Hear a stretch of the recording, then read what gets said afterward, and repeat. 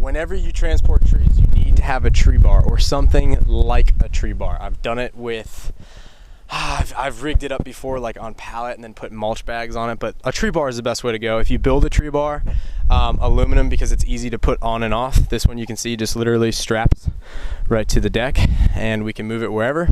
This setup works pretty good because it lets us transport like up to 6 palms depending on the size, and then when the machine's not on the trailer, we'll do it with we'll get up to like 20 palms on this thing with just one tree bar. First key is getting your strap set.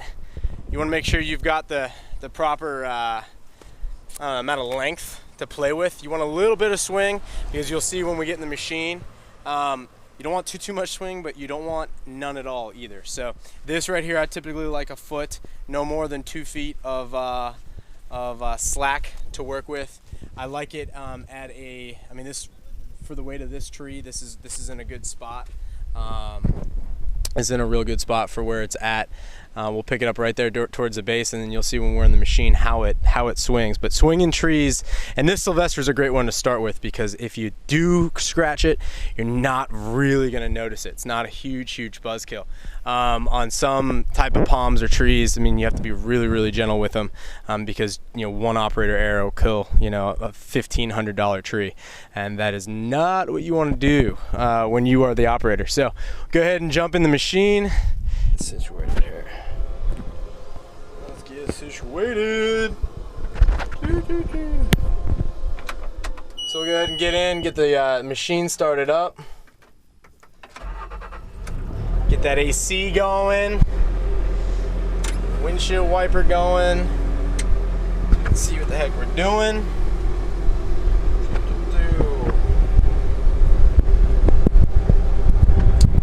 Okay.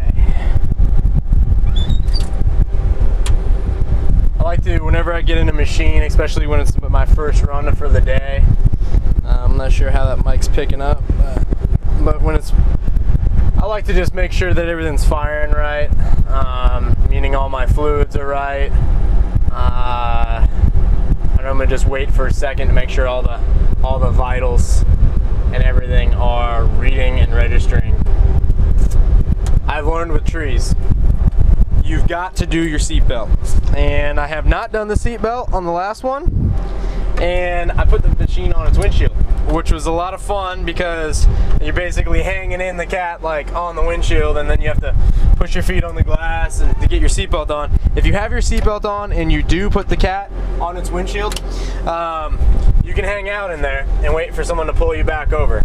I wasn't literally on the windshield because I had the boom in front of me.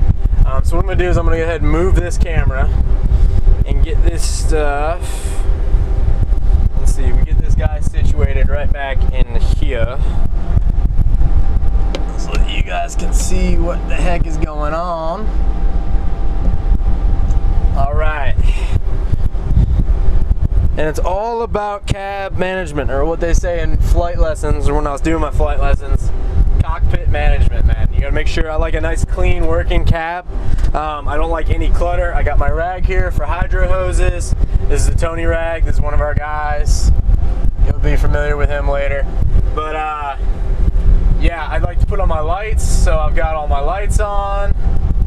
Test it out, and we throttle up. Everything's looking good.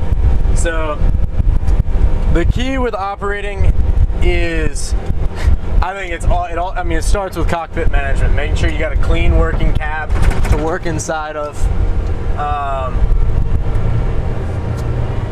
And then from there, you don't have a lot of clutter, man. I get in so many people's machines and it's just like junk. And it would be nice to have a second dude to help me do this, but let me see if I can do this.